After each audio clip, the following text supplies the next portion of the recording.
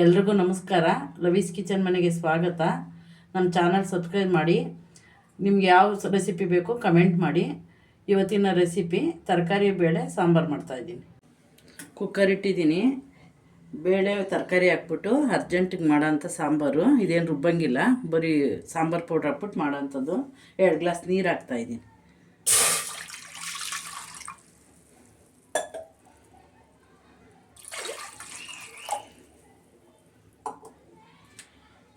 ಒಂದು ಕ್ಯಾರೆಟು, ಒಂದು 5-6 ಹುಳ್ಳಿಕಾಯಿ, ಒಂದು 5-6 ಚಪ್ರದವರೆಕಾಯಿ ಎಲ್ಲ ಹಾಕ್ತಾಯಿದ್ದೀನಿ.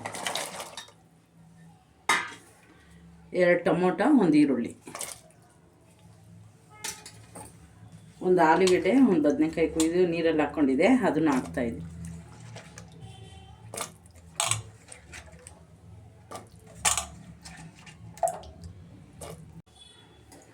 ಒಂದೂವರೆ ಅಡಿ ಬೇಳೆ ತೊಳೆದಿಕೊಂಡಿದ್ದೀನಿ, ಅದನ್ನು ಹಾಕ್ತಾಯಿದ್ದೀನಿ. ತೊಗರಿಬೇಳೆ, ಒಂದು ಸಣ್ಣ ನಲ್ಲಿಕಾಯಿ ಹತ್ರ ನಿಂಬೆಹಣ್ಣು ಹತ್ರ ಹುಣಸೆಹಣ್ಣು ನೆನೆಸ್ಕೊಂಡಿದ್ದೆ, ಅದನ್ನು ಹಾಕ್ತಾಯಿದ್ದೀನಿ.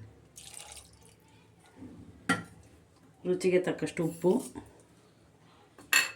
2 ಸ್ಪೂನು ಸಾಂಬಾರು ಪೌಡ್ರು. ಇದೆಲ್ಲ ಒಂದು ಸರಿ ಮಿಕ್ಸ್ ಮಾಡಬೇಕು.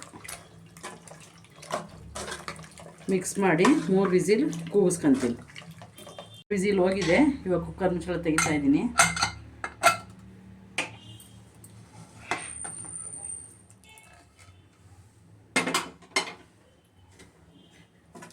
ಈಗ 3 ವಿಸಿಲ್ ಕೂಗಿಸ್ಕೊಂಡಿದ್ದೆ. ಈಗ ಸಾಂಬಾರು ರೆಡಿಯಾಗಿದೆ. ಈಗ ಒಗ್ಗರಣೆ ಮಾಡ್ತೀನಿ. ಇದನ್ನು ಸೈಡ್ಗೆ ಇಡ್ತೀನಿ. ಆ ಕಡೆ ಒಗ್ಗರಣೆ ಮಾಡ್ಕೊತಾ ಇದ್ದೀನಿ. ಬಾಣಲಿ ಇಟ್ಟಿದ್ದೀನಿ. 2 ಸ್ಪೂನ್ ಎಣ್ಣೆ ಹಾಕ್ತಾಯಿದ್ದೀನಿ.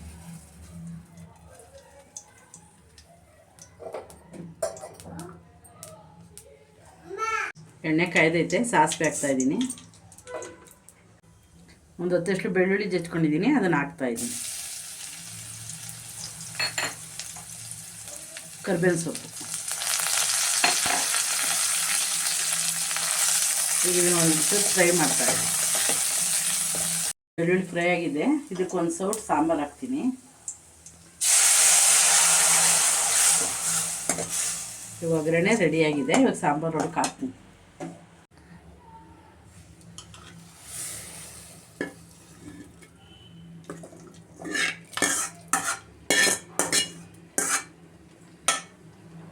ಇದು ಒಂದು 2 ನಿಮಿಷ ಬೇಯಿಸಬೇಕು.